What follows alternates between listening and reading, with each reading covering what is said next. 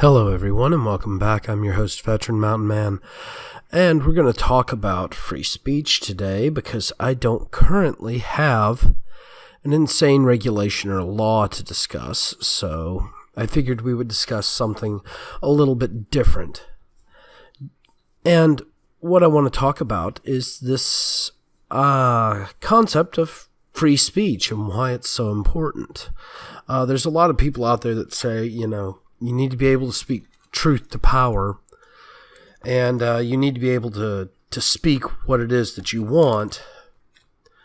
But realistically, what free speech boils down to is the right to disagree.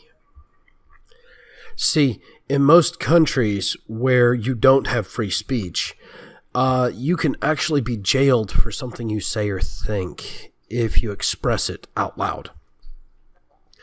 And this idea frightened the Founding Fathers very much because there had been people in the United States who had been imprisoned prior to the Revolution and during the Revolution for not supporting the king in public.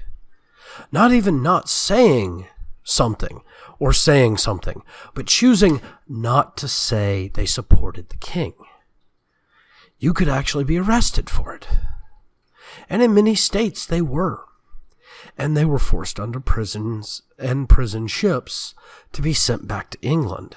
Many of them died in prison, waiting for their trial. This was one of the fundamental arguments that the founders had.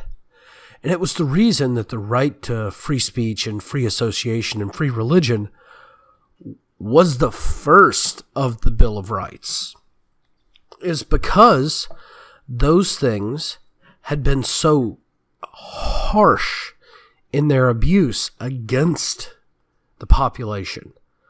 The British had just absolutely abused our nation over these kind of things.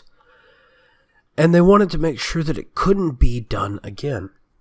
Now, not only did it become so important that it got enshrined in our federal constitution, but it is also enshrined in our state constitutions.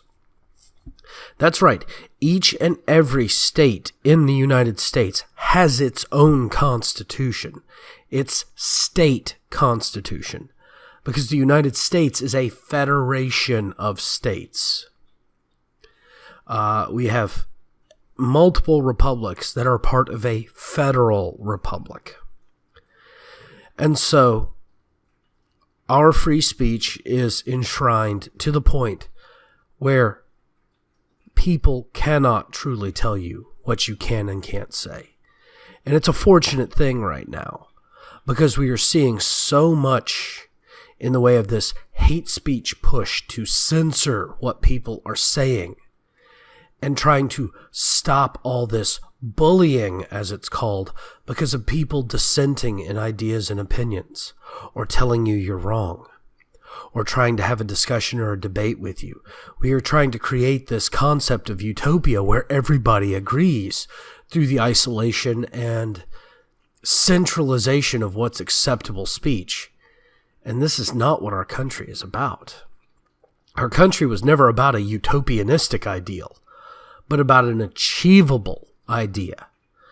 And we continue to make great strides towards a nation of actual liberty and freedom and rule of law. But currently, we've gotten distracted.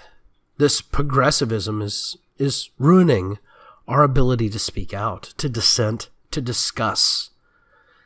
Because only through actual debate and discussion can people achieve, learn, and grow.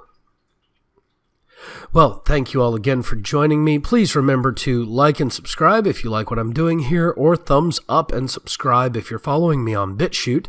Also, don't forget you can catch me at the local social media sites down below, Twitter, Gab, Minds. I am still looking at a Patreon alternative. There's a couple out there. I haven't had a chance to sit down and look through them as extensively as I would like, but when I do, the link will join down below. Thank you all again, and have yourselves a great day.